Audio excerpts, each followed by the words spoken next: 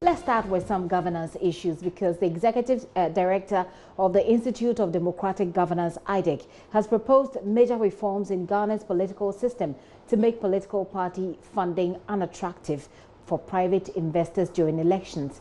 Dr. Emmanuel Akwete's proposal is aimed at reducing expenditure during elections. According to him, the current system makes elections attractive for private investors who may end up controlling the government after the elections. He was speaking at the Graphic Stanbic Business Breakfast in Accra on the theme Election Cycles, Democratic Governance and Fiscal Stability, Lessons for Ghana.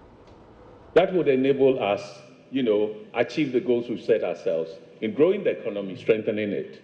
Those competencies are not even in the parties. So at the end of the day, I think the question we ask ourselves is that budget overruns can be deliberate. He said we hold our governments to ransom. I do not think that. The unseen, the invisible force here are the financiers, private financiers of our elections and our parties. What do they demand in turn? How are they paid back? And we have to look at all these factors. But for me, I think that's an important point. And I mean, in your earlier submission, you made reference to the fact that there's no transparency in campaign financing and all of that. Yes. How do we reform that, and what effect will it have on it's a matter of reforming the law. In the U.S., I think last week, quarterly, the presidential candidates for the Democratic Party declare how much came in each quarter, and it's tracked, and it's a state agency that is doing it. Why can't we have that here? Well, that's the problem. I don't know, maybe Dr. Abraham, you should take that.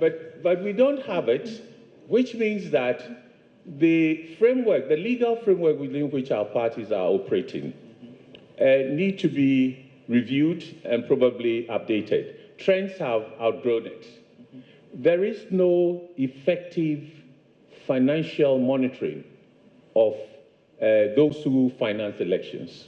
There is no. The framework doesn't. Simply because when they were first introduced, the idea was not so much to ensure that people with money or money bags wouldn't come in to capture our politics and development, but rather it was more to discourage opposition parties from emerging strong. So they said you can't be financed by foreigners. Foreigners are in financing us.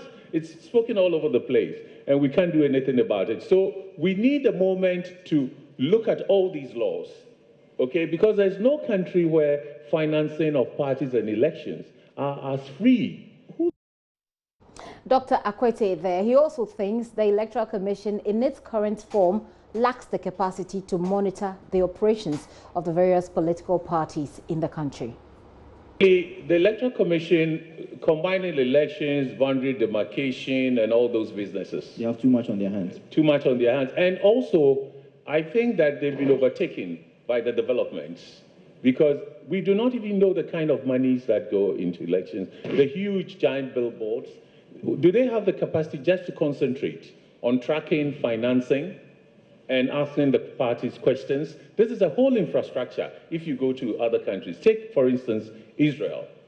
The Prime Minister is accused of corruption because it is the Israeli police that tracks these expenditures. Okay. In the US, the Internal Revenue does that, and they hold people to account. Once you abuse even the funds you've collected, any percentage, you are likely to be jailed. Okay. We don't know the finances that go to the parties and what they have to pay. So for me, corruption comes in because we do not know the financial commitments, the debts that elected parties come into government with, who they should pay. And there is also the next election. Yeah. And there are all those elections within the parties, internal election A, B, C, D, that they have to finance. Okay.